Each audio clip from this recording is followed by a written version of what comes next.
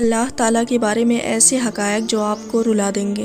جانتے ہیں جب آپ اللہ کے بارے میں سوچتے ہیں تو اللہ آپ کے بارے میں سوچ رہے ہوتے ہیں۔ جب آپ اللہ کے بارے میں لوگوں سے بات کرتے ہیں تو آپ کے بارے میں فرشتوں سے اللہ بات کرتا ہے۔ اللہ نے اپنے آپ کو الولی یعنی دوست اور محافظ کے طور پر نام دیا ہے، یعنی اللہ سے بڑھ کر نہ آپ کا کوئی دوست ہے اور نہ آپ کا کوئی محافظ۔ جب اللہ آپ کو ہدایت دیتا ہے تو یہ اللہ کی محبت کی سب سے بڑی نشانی ہوتی ہے۔